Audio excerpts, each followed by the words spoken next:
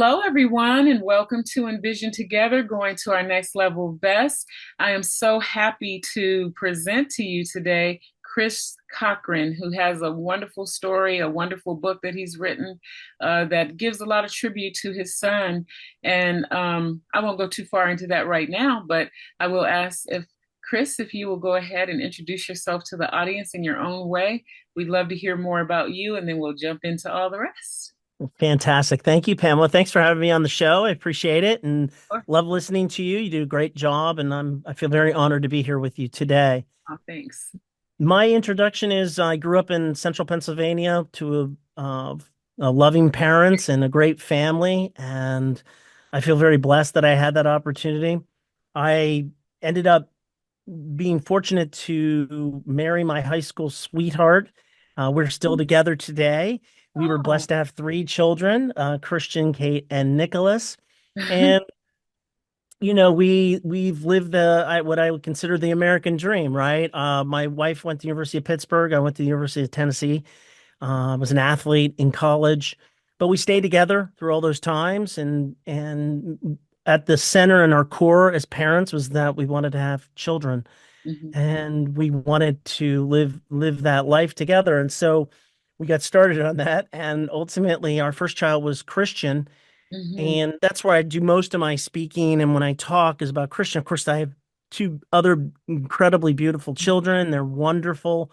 But I do focus much of my when I speak to talk about Christian and the way he lived his life. And so, as you're going through this process, as well, I should point out that I am on the business side. I am the CEO of an IT company called BluChip Solutions.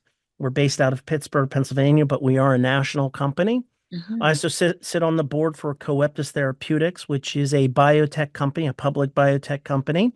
We have offices here. We have them out in California as well. Mhm. And I also sit on the board for the Christian Cochran Legacy Fund, which is really at the heart of who I am now. I Mhm. always say there's sort of two sides to me. There's kind of Mhm. pre-cancer Chris and sort of after Chris. I don't know that guy before, but Mhm. that's where I put a lot of my effort into the foundation and what we can do to help others Mhm. at the request of what Christian wanted, right? The foundation was set up by Christian before he passed away, which is a quite Oh. quite unusual thing for a 22, 23-year-old boy to want to do because he wanted to make sure when he left this earth that we were doing good works to help those who were less fortunate. Mhm. We work with inner city kids, Propel School charter schools, where Mhm. kids, honestly, it's heart-wrenching to hear about, whether it's broken families, no home, not enough to eat. It's staggering to think of those things. And so we also work with young adults with cancer, which is an underserved population. And so those are really at the core of who I am as a person. Whenever I speak, I start with, I'm a father, a husband, and a friend. Those are the things that are the most important to me. All the other stuff is just earthly stuff we have to do to kind of get through. You know what I Uh-huh. mean? But Yeah. it's really the acts of helping others that I find the most fulfilling in this life. And it's all driven by my son. So I'm just inspired by him, and that's what keeps me moving forward. And it really comes across. Thanks for telling us so much about yourself. We got a little look at a wide range of who you are, and that's always good. And the reason I say it's always good is because people like to connect. They don't want to just listen to, I don't know, a book you're selling or a coaching program that you're trying to put across. They're like, who is this person? And then when they get a little insight into who it is, they are more curious about, okay, now what are you saying? So Right, right. that was a great way to give us a good feel. And I love it too, because it's a perfect segue for us to go ahead and talk a little bit more about your son. So during a Right. previous conversation, you told me about your son, Christian, and he's the subject of your book, What's Good About Today. I would just say to you, although you've touched on it a bit already, please tell us more about him. What is it like for you? What was it like for you on the day that he was born? And Oh, what was his childhood like? Let's start there. sure. Well, I love talking about Christian. I remember, of course, the day he was born. Unfortunately, I was there when he passed too. So I've seen the full circle of our life and his life. And someone once said to me, Christian knew how to live and he knew how to die. And he did. But I do remember as a baby, coming out, he had scrunched up face. I have it in my head so often. He was a remarkable boy, even as a young toddler. We knew he was special from the get-go. We named him Christian for a reason. We knew he had special things that were going to happen, and they did. He had this incredible way of empathy, which I think it's very, not that people don't have empathy, but to see it in a young child, it's unique. And to see this carried on through his life, whether it was being a young boy to being a teenager to a young adult, but he kept that all the way through. Let me just And ask I, you real quick. How yeah, how did you know so early that you named him Christian? Like, was it, I don't know, a word of wisdom, knowledge, or did God speak to you, your heart in some way, or a great question. My wife and I obviously were very faithful and believe in God and Jesus Christ and all that. I'm gonna get into that path, but we're faithful people. We think uh, by that. But ultimately, I think Christian was just the first name because I don't know, we just felt he was going to be a special kid, and we whether we felt it or there was no divine intervention that came into our lives that you're going to name uh-huh. there's nothing like that. Yeah. So, but we just felt in our hearts, I guess, that this was we've been together, we love each other so much that this was going to be something special. Okay. And we just knew from the get-go it was going to be a Christian. His name was going to be Christian. Okay. And so I think that's kind of how it came about. There were maybe a couple names that popped in there, but they never stuck. And ultimately, yeah, the empathy part we noticed early on. I mean, before 12 months, 13 months, he was speaking full sentences. So he was definitely a very intelligent boy. Hmm. And we could pick that up. But I think when we noticed when he was young that he would comfort, we referred to Christian as Mr. Comfort. That was always his name because he had a way of comforting everyone else around him, whether it was his friends, his family, his mother, myself. He could just tell us when we were having a not so good day.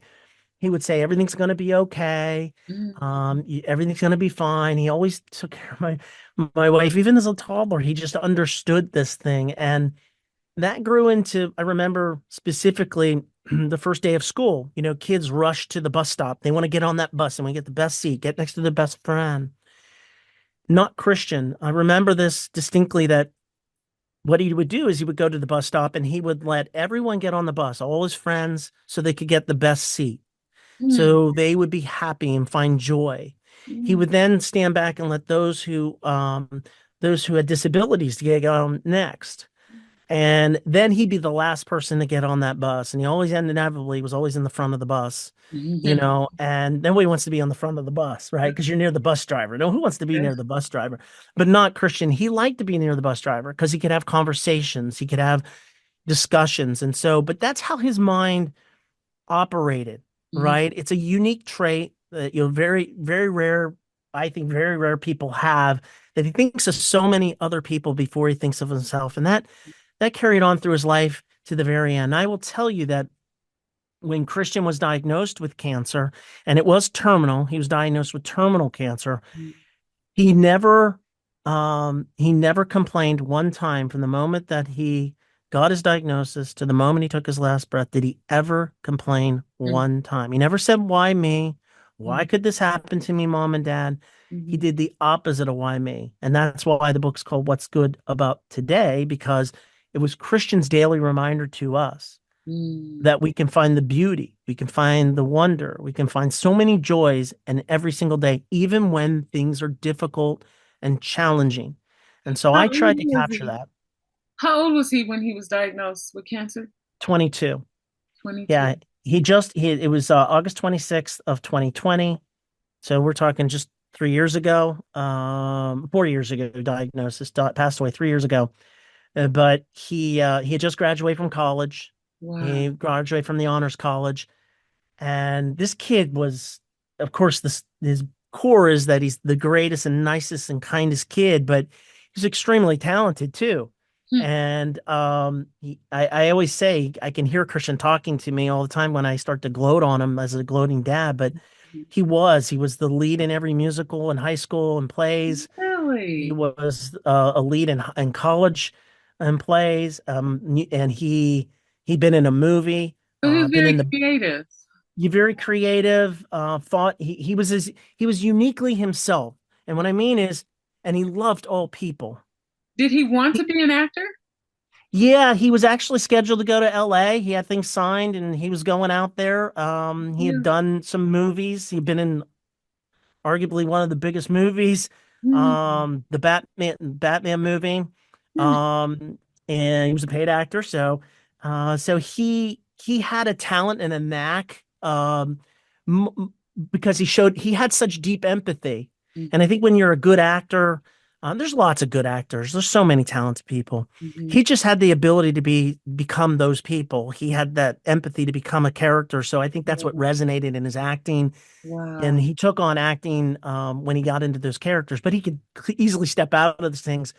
But he was just really, and he had a photographic memory, so Mm. he had the ability to read something one time, and he could do a whole script in one read. He was that talented. He just had so many different talents, and My but daughter has that unfortunately, that wasn't the core. photographic memory. What's that? My daughter has that photographic memory. Yeah, I have nothing like that. I wish I Me had that. either. You didn't get it from me, I can tell you that. So when he was diagnosed, what was your response? When I say you, I want to say you and your wife. And then what was his response? he so we I won't go through the details of the in terms of the blood test. We had a CT scan. They noticed something. They sent us to Hillman Cancer Institute. It's a big cancer institute here in Pittsburgh. I knew when they said we need to go to the Hillman Cancer Institute, there potentially could be an issue, but we always remained kind of in this thought of, oh, it's not a big deal. They said they saw a scar on his liver. And, I research and go, oh, this is going to be a fine Christian. We'll be back home and back into our regular life. And this was during COVID, so only one parent could go in. I went with him into the room, assuring him everything's fine. He was calm, He's like, it'll all be okay, Dad. I'm not worried about it. And they walked in. There were probably four doctors, maybe if there's five, all in white coats. I could only see their face. They just had the mask on. But I knew when they walked in the door, I could see their eyes Mm. of this news they were just about to deliver to us. And they basically told Christian, of course, he had cancer and it was terminal. He had a grapefruit-sized tumor on his liver. Oh, He was already in stage 4. He had oh. something called cholangiocarcinoma. It's a very rare cancer. It's only found in old people in Southeast Asia. It's just not found in a kid in North Pittsburgh. And for whatever reason, that's what happened. But to your question is how did he react? He listened calmly. On the other hand, my knees were buckling and I was going dark. I guess I was passing out because I knew Mm. what was being delivered to us was devastating to him, but to the whole family, of Yeah. course. And he grabbed me. I remember him just putting a hand on my shoulder and just saying, Dad, he looked me in the eye, said, it's going to be okay. I'm going to be okay. You don't need to worry about anything. And he looked at the doctors and said, how much time do I have left?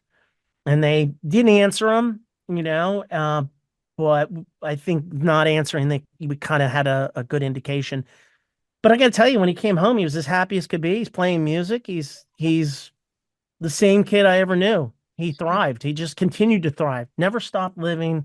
He actually got a job. He had a job before he got the diagnosis, and they offered him a job at ADP, a big company, and because we were in COVID, he had to stay here before we went to California, so he took a job. And I told Christian, I'm like, you don't have to do it. He's like, no, people depend on me. I want to do it. I want to step up, and he did. He did it for 4 or 5 months till his body was starting to debilitate, but ultimately Christian passed away September 1st of 2021, which is a little over a year, pretty much, on his sister's birthday. And so, yeah, but he lived fully during that year. fully, Mhm. never stopped. So That's yeah, but as a family, obviously as his mother is firstborn, crushing, of course, there's not enough earthly terms here today to explain all the crushing things that have happened and gone through. Just to know that there is ways to come out on the other side. That's the point, which is that's the point of the book. What's good about today is to make sure that, yeah, we had difficult times. We had days where they were the most miserable and awful feelings, but we did find laughter. We did find smiles and we found pieces of joy because we're not here very long. So you gotta do everything you can. so. What's the greatest lesson you would say you've learned from your son and how he navigated through life? Hmm. Well, my lessons from Christian is humility, um, and to not take life too seriously. Mhm. Because I think, yeah, again, I pre Chris or any of that stuff is just taking life a little too seriously. But he's learned to I say this when I go on speaking engagements. I talk about this. Of course, there's what's good about today, and I talk about leaving a legacy, which is very important as humans to make sure we're doing something that leaves an impactful thing. But one of the things that I say to people is I make the impact, which is be kind. Now, Mhm. people say this all the time, be kind, be kind, be kind, but I make a distinction. I say be kind always.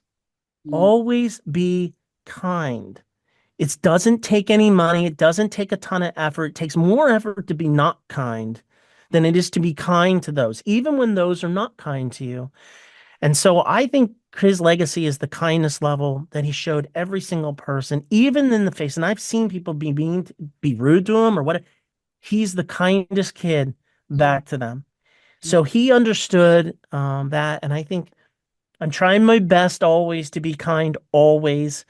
And so his greatest legacy is just the kindness that he instilled in everyone and in his inclusivity. I've learned to be a better inclusive person as well Hmm. to every single thing in this world that's given to me. So whether that's people or views or anything that's out there, I've tried to be a better person on that. Wow, that's amazing. Thanks. Uh, He's really it, not me. I'm just following his lead.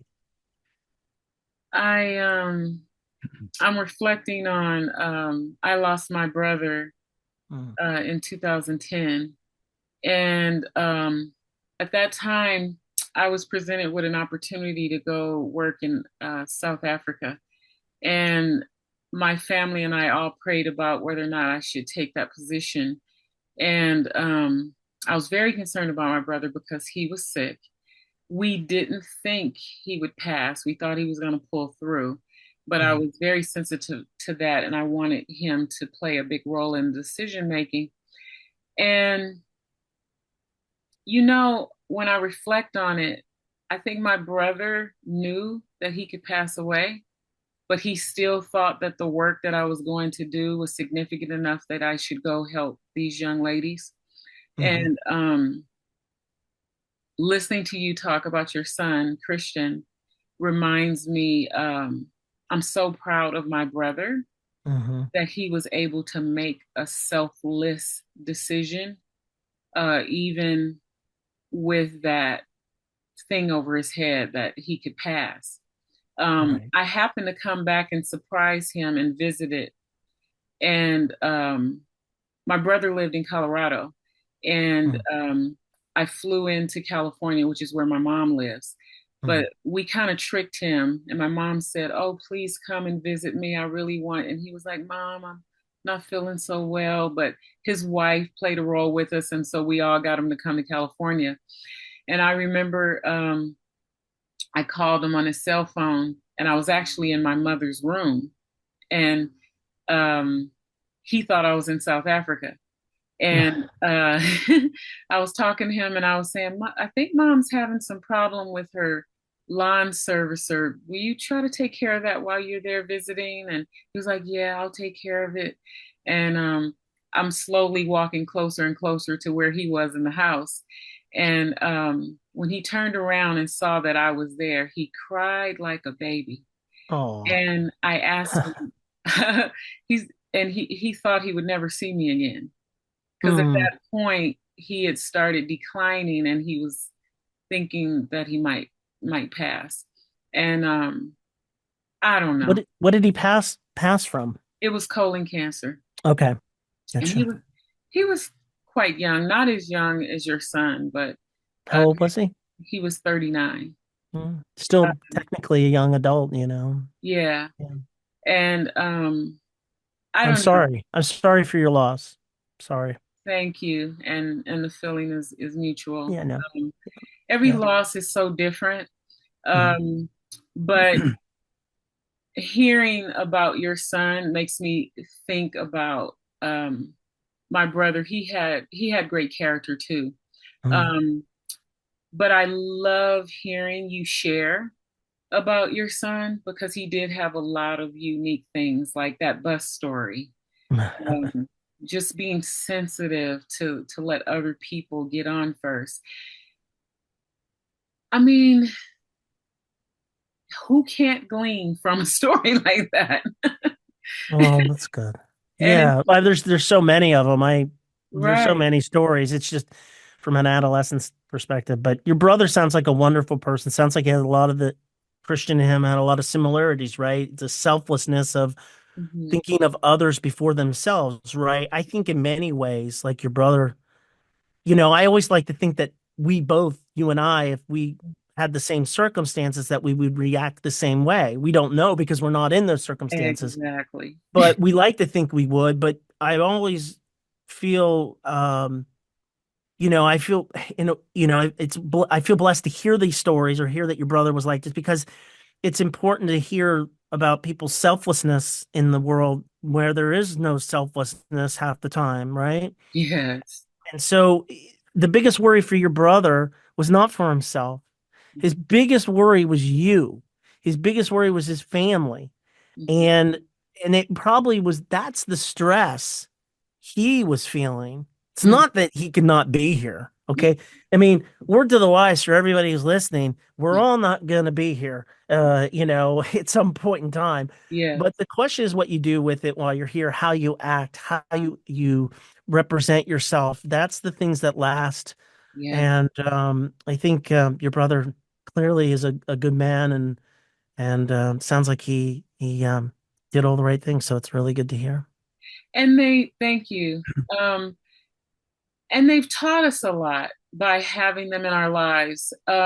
But I love what you said earlier when you were talking about legacy, because I am so, and I don't know if it's when you've had such a dear loss and you're caused to reflect on the meaning of life or what are we doing here or what can we do here better um, because of having these areas of our lives. I kept myself from saying being pricked by, um, Yeah. but legacy has become increasingly important to me Mm. in the last 15 years of my life. Um, I'm always thinking about why are we here? What is the impact that we have the opportunity to make that could help the world be Mhm. better? That's part of even my podcast. Yeah. How do Right. we help each other go to the next level best? We have so many talents, so much knowledge. My wondering is what happens if we put that all in a bowl and just share? Just share what Hmm. you know. And Hmm. and I like that when you touched on legacy, because a lot of times people legacy has to be something that we equate as so grand. Huh. Um, or it's financial, or it's some type of inheritance. Uh, but inheritance can be something like the things we're talking about. Hmm. Like Christian leaving us the idea of being kind, having empathy. That is Hmm. a powerful legacy, way more powerful than, I don't know, Money. money, It's just money. even music. Yeah. The things that we tend to put on a pedestal. Hmm. Your greatest legacy could just be I helped other people understand that it's more important to just be peaceful or Hmm. that. Yeah. And I don't know. I like to think of that as the true riches. But we get so sidetracked because we do live in this world that Hmm. we have to take care of ourselves. We Hmm. have to, but then we I think we lose a sensitivity of when it's enough, or even just appreciating what we do have. And everything is relative Hmm. because sometimes we can think we don't have enough, but there's so many people that have far, far, far less Oh, sure. and Absolutely. still maintain joy or humor. Yeah. Yeah. Yeah. The elusive state of happiness is always something we're trying to find, but joy and laughter, absolutely. No, you're right about that. That is the most important part of legacy and what you leave behind, but ultimately how much love you put out, right? Legacy to me is love, is how much love are you going to put out? And you can, but it is the simple acts. Mhm. It is a choice. It's not we all have choices to make. We can choose to be mean. We can choose to make that, we don't stay in the present. And I think sometimes, that's something you try to wrap your brain around, which is that you see these people. I know a lot of these people who have what I consider. I don't know that they necessarily perfect life. Nobody has a perfect life. There's no such thing. But they not had this traumatic thing, right, in your life, right? Lose a sibling. We all are going to lose our parents. Hopefully they live to be age, but you can wrestle with those things, right? I'm not saying it's not grief. It is. I've Right. lost my parents too, but it's a different kind of grief. But Yes. but there's something about, in my case, of course, children, Yeah. when you lose your child, it just, and you're a sibling. My two children have a sibling that passed away, right? So they're like yourself. I recognize the pain and the grief that they're going through. It's a different kind of grief as well, but it's yeah, I think the best thing is that the legacy piece is just making sure that we're putting out as much love as possible. Christian used to have this thing. Mhm. He did not have to-do list. He had to love list. And Hmm. so he never, many of us, and I've tried to take that to heart, which is, wake up, I gotta do this, I gotta do this, I gotta check off, I gotta make sure I do this, I gotta talk to this person. But he was really big on, who do I love today? My love list. How do I love more to this person? Maybe it's someone who doesn't show me any love back. Maybe it's just being kind. Again, there's so many instances of Christian's kindness to teachers, substitute teachers that have written to me, and Christian's kindness to them that were in bad states when they were trying to be a substitute teacher and kids were not being good to them. He would stay afterwards to comfort them and let them know they were doing a great job. It was just these Wow. little acts that think about it. It's truly extraordinary. I get emails and letters from people who have met Christian for a very short period of time. And you think, well, what can one person make that big an impact? And the truth is, yeah, we Yeah. all can. Mhm. By the kindness that you give to them, they may never write you a letter. You mean if Christian had lived, we never would have seen that letter. We Mhm. never would have known the impact. But the impact I've seen from people who write me and the kindness that he showed in particular moments when they were in bad trouble or stress, Mhm. I now will know about them. But Mhm. we will never know fully all the kindness that we give out until we're past, and then we can reflect on those and look back, and then we'll be judged on those things, how Yeah. good we did. We're not all perfect, but Right. I think that's legacy to me, is getting that love out to as many people as possible. Wow. That's beautiful. I wish I had known your son, but I appreciate you helping me know him through you. Um, again, I'm always listening to my guests and reflecting while you're talking, and I'm really, really touched by these stories. Even though I would want to say this is something I believe in, this is something I try to put out there. I love the healthy right reminders that even helps me stay grounded and focused in trying to be a better person. Like you said, nobody's perfect. Um, I remember I'm at a point in life where um, I wouldn't say that I'm struggling uh, financially, but I've had a better window.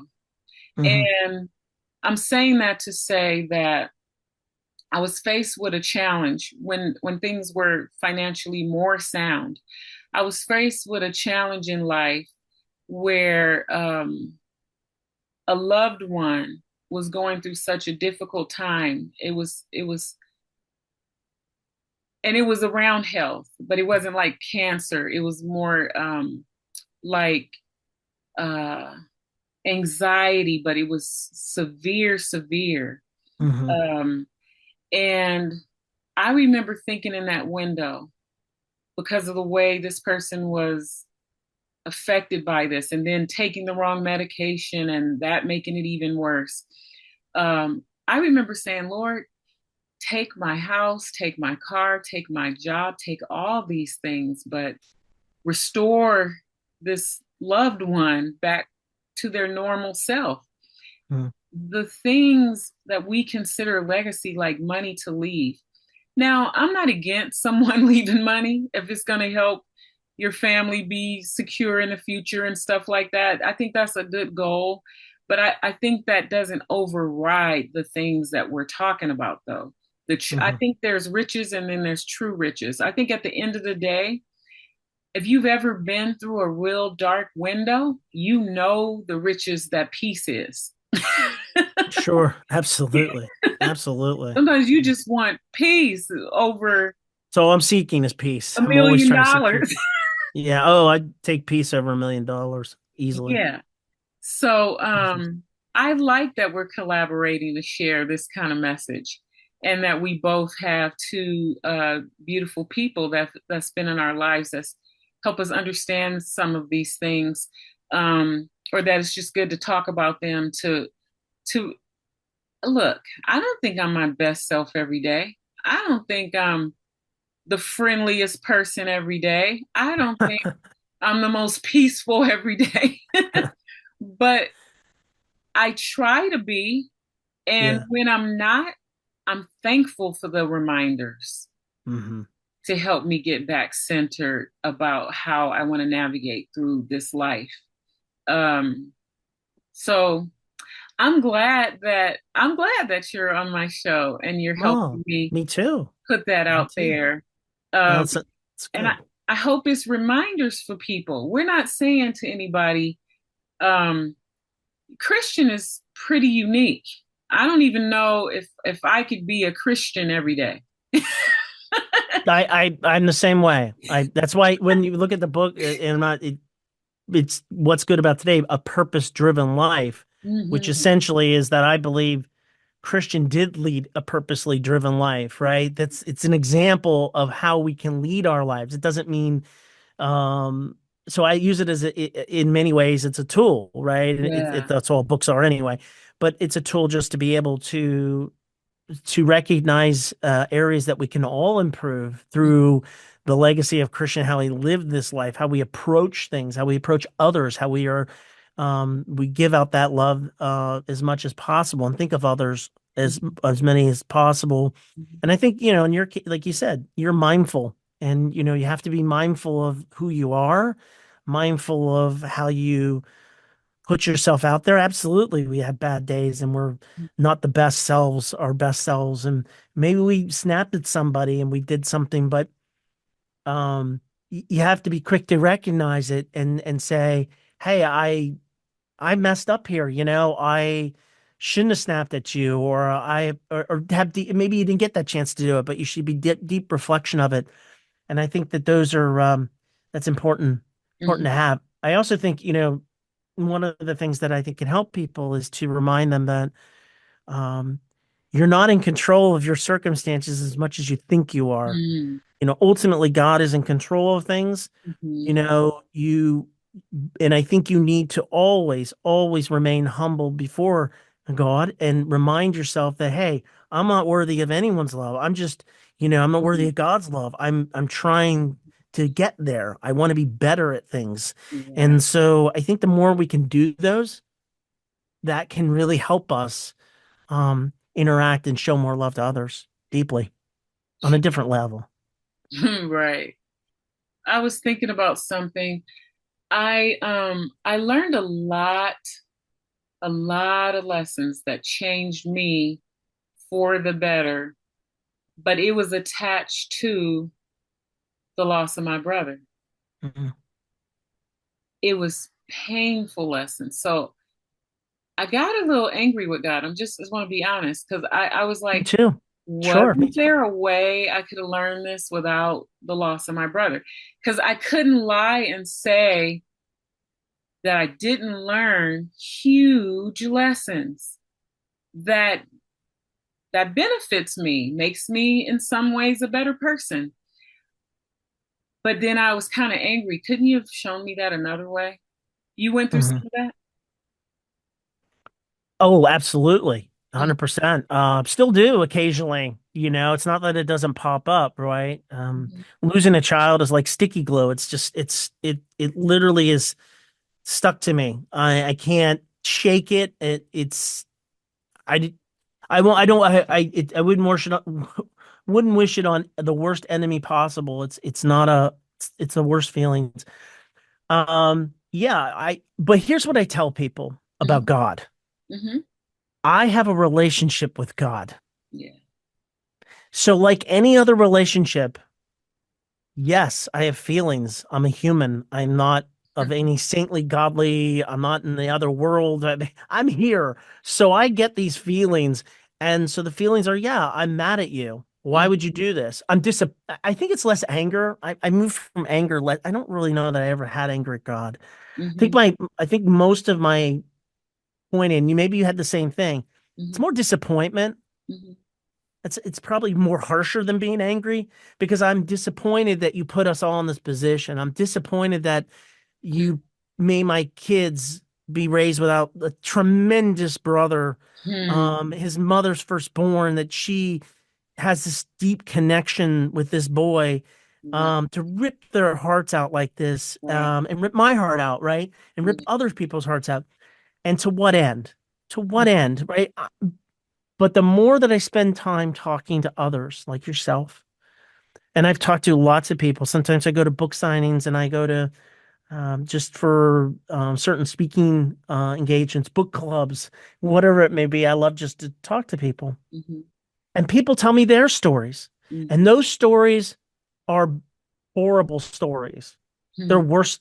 It's hard to think that my story's not any worse. I slowly watched my son pass away of cancer. It's horrible. mhm, But these are parents who lost them to suicide, drugs, mhm, murder. I mean, mhm. they come to, and I do ask the Lord to take that away from me because it's a heavy burden to hear these stories. They're difficult. But but I realize that there's so much pain that comes from all these things, and we have to I think it's just important that you recognize the time that we have here to make the most of every moment that we can, you know? Right. And somewhat along those lines, one thing that I realized that helped me get through my grieving, because my brother was my only sibling and we were really, really close. We were only about a year and 9 months apart. And Mm. I don't know, my Wait, mother, how many, what was the distance between you? Age? about a year and 9 months. Oh, okay. Okay. That's okay. Christian and my daughter are 15 months apart. So very Oh, similar, very close. yes, Yeah. very. They had a close bond. Yeah. So when you were talking about the bond with a sibling and the loss of a sibling, it's exactly the way you described it. You imagine one day you're going to lose your parents. Whether it's Hmm. true or not, that's just the way we go through life thinking. It's almost like we're bracing ourselves for that in a sense. Um, Hmm. that doesn't take the sting away. It's hard to lose your parent, but I thought my brother would be the person who's gonna, walk the majority of this life Hmm. with me. And Right. my mother instilled in us so much that just made us close. And people used to actually ask my mother, how did they become so close? And it almost even felt like twins almost. Mm, But anyway, what helped me though is at a certain point in my grieving process, I realized how fortunate I was to have a brother like my brother for any amount of time. There's some people who have siblings and you don't see that kind of connection. You don't see that closeness. And they may have had their siblings for 60, 70 years they were together. right. Um, and when I realized that, I said, I have to be thankful um, for the time that I did have such a wonderful brother. Yeah. Yep. Um, That's a great way to look at. I mean, yeah, I do the same thing. I feel God gave my son to me for the 22 years. He lived it like he had lived three lifetimes. The things he had done and traveled and impact. I don't think many people will ever get to do in their life. So the fact that I got to experience it, it's great. It's unfortunate I still have to keep. I mean this in the positive light. I don't mean this in the negative light. That I have to spend. I'm 55. Who knows how long I'll live, but I still have to think about it for till that time. It is a right. burden you've gotta fight through, and Mhm. I'd rather it not be that case, but what it I say what it is what it is. Mhm. So I have to make do. I always use a quote. Bruce Lee used to say a quote: "Don't pray for an easy life. Pray for the strength to endure a difficult one." And Mhm. I always refer to that quote because it reminds us, and it reminds me, and it reminds me of everyone else's pain that it is not easy. Mhm. But you got to pray for strength, pray for strength to endure difficult moments, pray for the strength to know how to react to difficult moments and how to be there for others in difficult moments.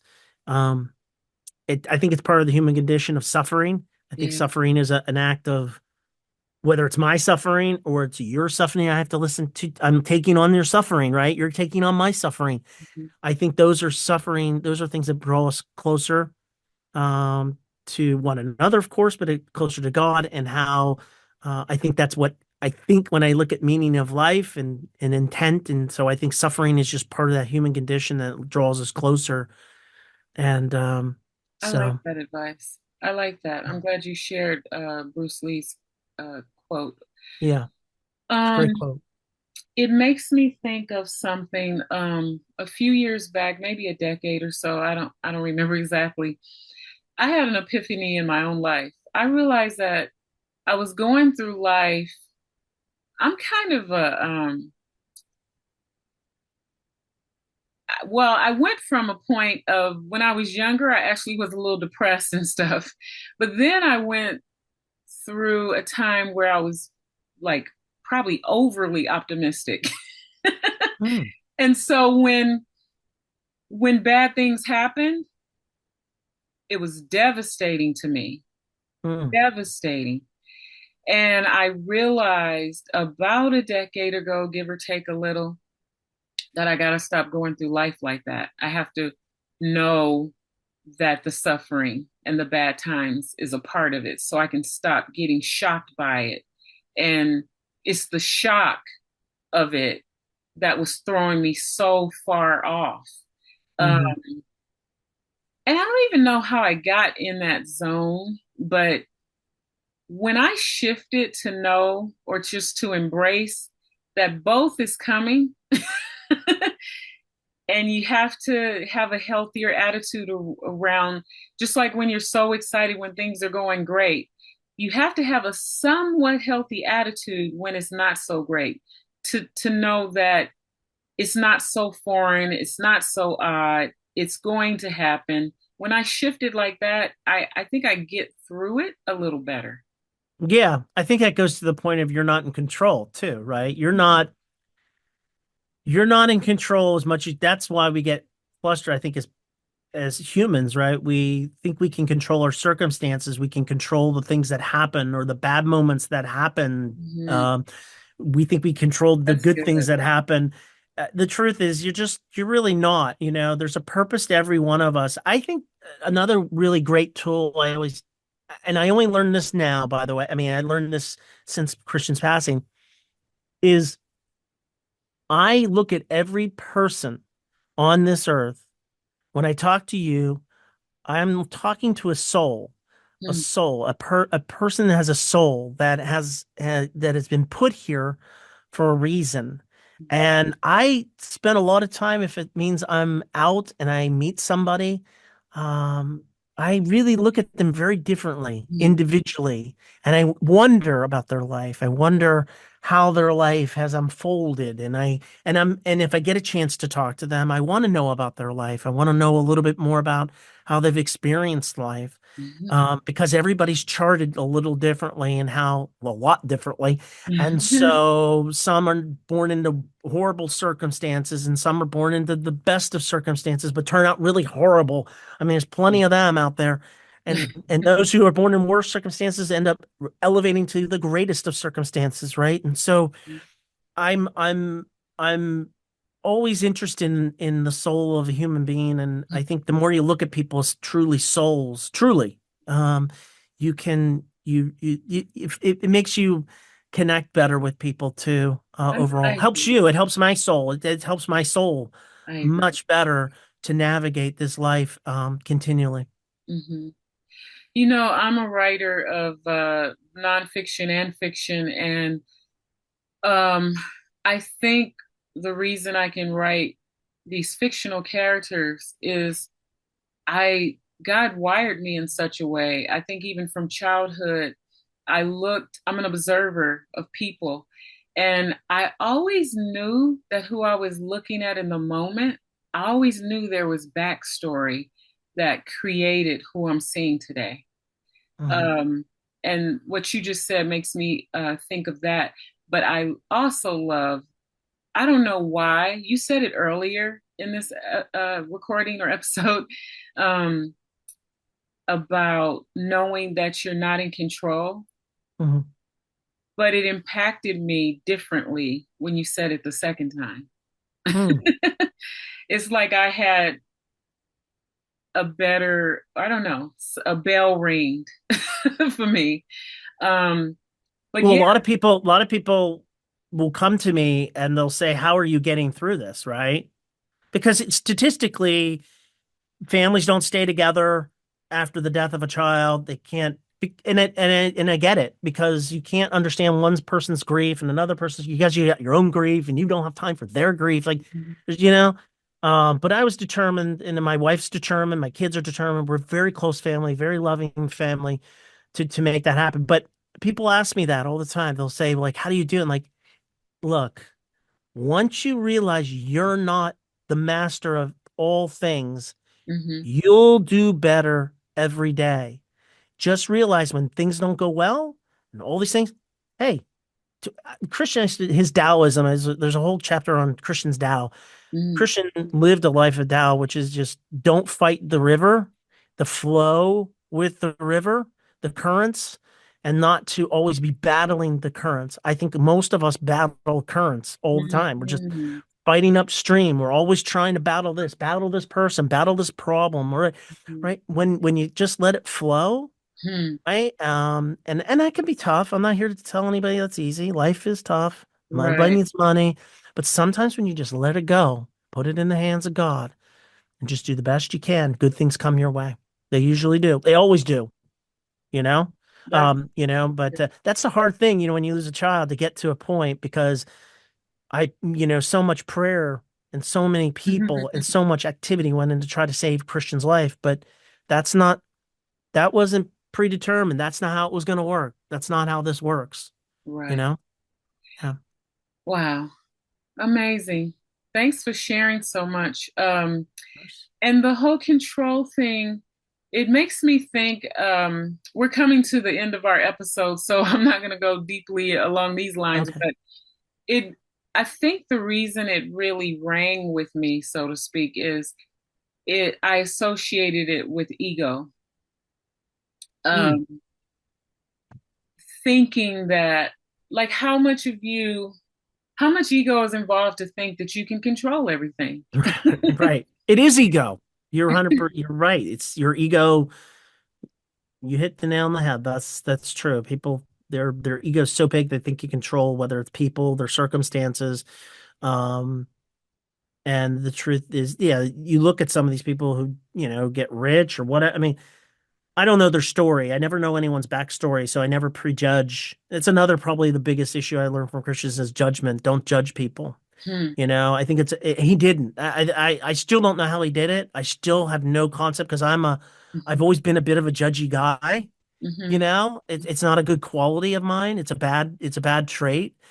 And I've learned to be better at that piece is not judging people before I spend the time to get to know them and know their background. And I so I think think, based on this conversation, I can really hear that from you. If you well, hadn't that's good. told me that you hadn't always been, or that you've been more of a judgmental person, um, I would say then that you've done a lot of work or adjusting to open yourself up to navigate differently.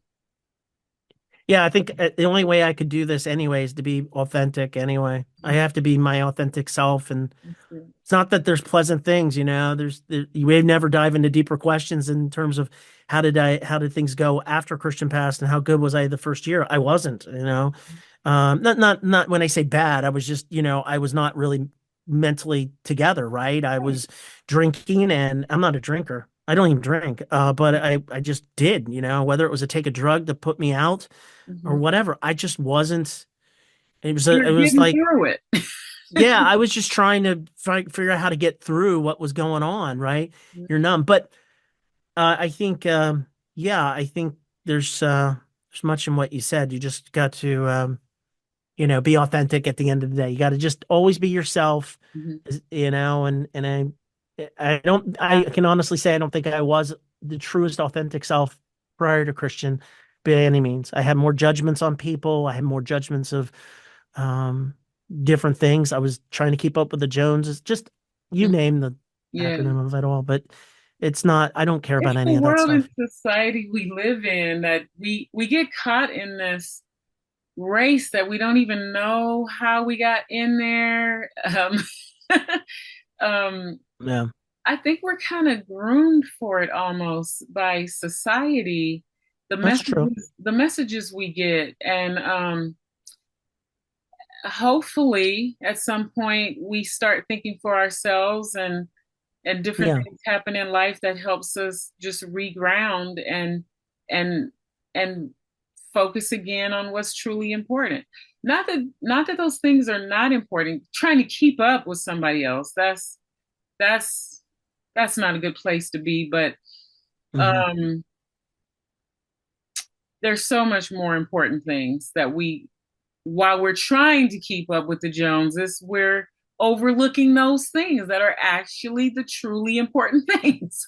Absolutely. And by the way, who are the Joneses anyway? I I want to know who know these people are. It's used. I want to meet the Joneses. and what's Like, their how did that, address? like, where did that phrase, like, do you ever I know wonder, that's like, so oh yeah, funny.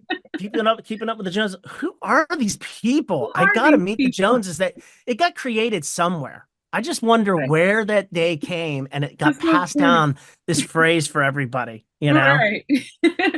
Well, we could probably talk forever. I know we haven't even gone deep into a lot of the book, but I think we have because we talked about Christian and the things that we can learn from him.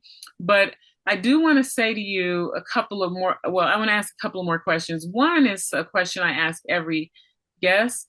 If people forget everything we just talked about, what's the most important? What's the one gem you would say, please hold on to this one? That's easy. Okay. What's and again, I'm repeating myself, but what's good about today with a question mark?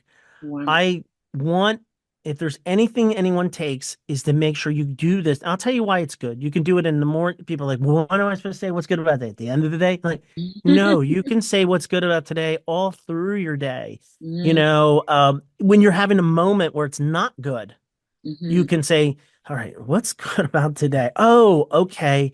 This happened earlier, I or, like it. and I think if there's anything for anyone to take, is that if they can say that to themselves when things are not going well in their day. I focus on the day. I try to not look too far in the future. I actually hardly look in the future. Hmm. I look the night before right before I go to bed to see what I'm doing tomorrow, but that's probably as good as it's going to get.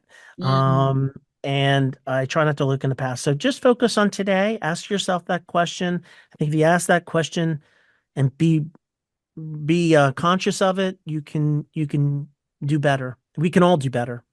I love it. Yeah. Um, and I'm gonna try to walk by that, take that advice. Um, I think I do it sometimes. I think I want to be more intentional. Mm. uh, Yeah, it's hard. It's hard when because you're things busy. Everybody's busy, you know. How many times a day are you asking yourself your own question? You know what I mean? Like it's not, right. but but I think you can. And I get, and some of it's self-love, right? I mean, yes, you give out love, you should, but you also should give a lot of love to yourself, right? You should be able to take care of yourself. If you don't take care of Mhm. yourself, then you will not be here for the others that need you. And but I think if you remind yourself That's of that, you can do good things. okay. Well, my next question was just going to be, is there anything that you really, really wanted to share that I didn't ask you about? Um, and then share how people can get your book and stay in touch with you or have you as a speaker or anything else like that. Well, I'll combine those two questions, I guess, into one, so it'll make it easy here. So, yeah, you can. I think first and foremost, yeah, I be great to sell books. The books just helps me get the message out, right? It's a tool in if you want to call it in the arsenal. But most importantly, feel free to Google Christian Cochran. That's my son. And Google will pull up everything you need to know about Christian because there's so much about him out there. But christiancochran.org or christiancochran.com, either one will give you we'll just talk about Christian. And there's testimonials in there. There's events that we do. There's the foundation that's in there, what we're doing for others. There's pictures of what we're doing, where the money goes. It's through and by the way, we do it through the Pittsburgh Foundation, which has been around forever. I don't run the foundation, they run it, but I sit on the board. But ultimately, learn about Christian, see the good things that we're doing. That's number one, most important. Number two, certainly Chris Cochran speaks. That's me. I do have speaking engagements. I speak at universities. I speak at different events corporate events, different places like that where I'm called in, where the message fits, where especially today, everybody's, needing that extra push of positivity and finding ways to look at the good of the day when things don't seem so good. Especially right now, right? There's so many things happening in this world, and I try to bring that light to them in really a world that can be filled with darkness. And ultimately, if it just affects one person, then I've done my job. That's all that matters to me. I never go into this to think how many books you sell, all these things. I don't care. That's not what drives me. What drives me is if I can reach one person. I'll never forget, I got called to be a speaker somewhere. And it was not a big speaking gig. And they said, "Look, Chris, we just figured out how many people are going to be able to make this. It's only going to be like they said, like 17, 18 people. And should we just go ahead and cancel it?" I said, "Absolutely not." I'm like, That's great. I don't, I said, if one person showed up and it was just me having that conversation and I had to drive an hour to get to them, I don't care. I said, the fact that I get to speak to them and tell them my story and tell them Christian story, most importantly, Hmm. then I am blessed. Because I don't know that person doesn't go out and tell four people and that four people tell another four people. Who knows? Yeah, One day we'll find out. But I think that's how I look at it. I'll always look at it that way. I love it. Thank you. Thank you. I You have feel, such a great smile. I love it. thank you. It's a great smile. I love I it. I love feel, when people smile. You know how often we see people don't smile? When you see people smiling, I always tell them, thank you for smiling because it's such a rare commodity nowadays. I love it so much. I feel so honored that you have been a guest on my show, and I Well, really, thank really you. appreciate this conversation, the authenticity. I appreciate the whole thing. I'm very delighted. And but you know what? I think it happened from the minute we signed on together. We had like a 10-minute conversation before we started That's recording. true. Forgot you got to hit that record button, right? Catch all the juicy little nuggets in there. But no, So, the feelings are very mutual, and you're a bright light. So thank you, and continue to be a bright light. Continue to do the things you're doing, and I'm really feel really great and blessed. I got to, of course, meet you and learn about your brother. mm, What was your brother's name? Kevin. Kevin. Mhm, Okay. All mhm. right, good, Kevin. I'll make a point to talk to Christian and ask him to meet Kevin, Oh. and make sure they connect. So, that would be good. So we'll do that for Mhm. sure. Wonderful. And Okay. thanks again for being on our show. Such a delight to have you. And thanks for sharing about Christian, this amazing son of yours. It's my prayer that this conversation and spreading the word about him and people reading his book, that they'll be blessed by it um, in a tremendous way. I should one more thing. If they can pick up the book at Barnes and Noble, they can Mhm. pick it up at Amazon. It is on global release. It can be picked up at any retailer. So it's not a hard book. Just type in what's good about today, and you should be able to pull it up. But certainly can find it at any online retailer anywhere. That's wonderful. Okay. Okay. Thanks again. Thank you.